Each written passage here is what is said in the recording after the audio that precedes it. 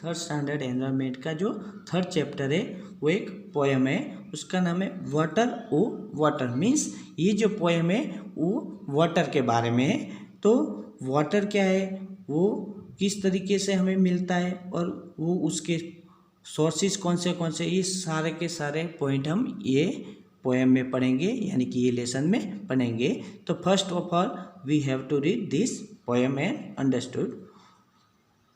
Water, I will wash my face with water, यानी कि मैं मेरा फेस वाटर से साफ करूँगा। सेड मुन्ना टू हिज नानी, मुन्ना अपनी नानी को बोलता है कि नानी I will wash my face with water, यानी कि मैं वाटर से मेरा फेस साफ करूँगा। We all quench our thirst with water, यानी कि हम सब वो पानी से अपनी प्यास बुझाते हैं। We are all alive because of water, कि हम सब ये पानी की वजह से ही जिंदा है। अगर पानी नहीं होता तो क्या हम जिंदा रह पाते? नहीं रह पाते। Water has been with us for ages, के वाटर सदियों से हमारे साथ है, यानी कि हम सदियों से वाटर का यूज़ करते आ रहे हैं। It's story can feel so many pages, ये वाटर की स्टोरी इतनी लंबी है कि अगर हम उसके बारे में लिखने जाए तो बहुत सारे पेजेस हो जाते हैं। समवेयर इट इज़ ड्यू, कहीं कहीं पे जो वाटर है वो ड्यू में होता है, ड्यू।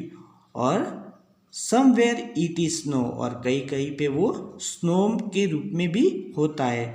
ड्यू मीन्स हम विंटर की मॉर्निंग में देखते तो हमें ड्यू देखने मिलता है, और स्नो मीन्स बर्फ, जो बर्फ के रूप में भी वाटर होता है। Steam is also water as you know, steam यानी जो पानी की जो वराड़ होती है उसको क्या बोलते हैं? स्टीम। तो स्टीम भी एक पानी का ही एक रूप है। Water has forms so many, water के बहुत सारे अलग अलग फॉर्म्स यानी कि रूप है। दैट इज व्हाट से माई नानी, ये सब नानी बोलती है। The river flows the waterfalls sing, के रिवर बहती है और वाटरफॉल्स सिंग करते हैं। रिवर यानी हम हमारे गांव के आसपास या सिटी के आसपास जो रिवर होती है वो बहती है। और वाटरफॉल सिंग मीन्स वाटरफॉल यानी कि जो ऊंचे पहाड़ियों से जो पानी नीचे गिरता है तो उसका एक साउंड होता है, तो उस साउंड को हम यहाँ बोला है सिंग करता है, यानी कि वाटरफॉल सिंग करता है। And water swells in lakes and spring, और जो वाटर होता है वो लेक में क्या करते हैं? तरंगे लाता है, और स्प्रिंग यानी कि वो स्प्रिंग भी करता है। Life on earth it has brought, यानी कि अर्थ पे जो लोग जो जिंदा रहते हैं वो पानी की वजह से ही, अगर एक दिन के लिए भी पानी चला जाए तो लोग इधर के उधर हो जाते हैं। Water feels and life they God, और वाटर क्या करता है? फील्ड को, हम खेत होते हैं तो खेत में भी क्या चाहिए? पानी चाहिए।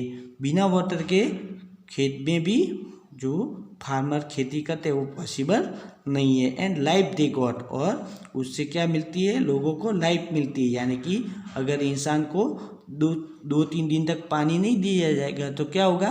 वो जिंदा नहीं रह पाएगा। But when the water breaks in floods, यानी कि जब पानी का जो हिस्सा होता है वो बढ़ जाता है तो उससे क्या हो जाता है? फ्लड्स आ जाते हैं, यानी कि नदियों में बाढ़ आ जाती है। तो कभी कभार हम देखते हैं जब ज़्यादा बारिश होती है तो नदियों का जो वाटर का जो लेवल होता है वो बढ़ जाता है, उसकी वजह से फ्लड्स आ जाते हैं। Great misfortune it always work, और कभी कभार एक कम नसीब से भी ये सब होता है। तो ये जो पोएम है वो किसने यहाँ पे ट्रांसलेटेड फ्रॉम द हिंदी, यानी कि ये हिंदी में से ये श्री हरिप्रसाद ने ट्रांसलेट किए, यानी कि ये पोएम में सारे के सारे जो पॉइंट है वो वाटर के रिलेटेड है, कि सदियों से हम वाटर यूज़ करते आ रहे हैं और वाटर का क्या क्या यूज़ है, उसके सोर्सेज कौन से है और उसके बेनिफिट्स कौन से है, यानी कि हम ये पोएम में और भी आगे पढ़ेंगे। Thank you.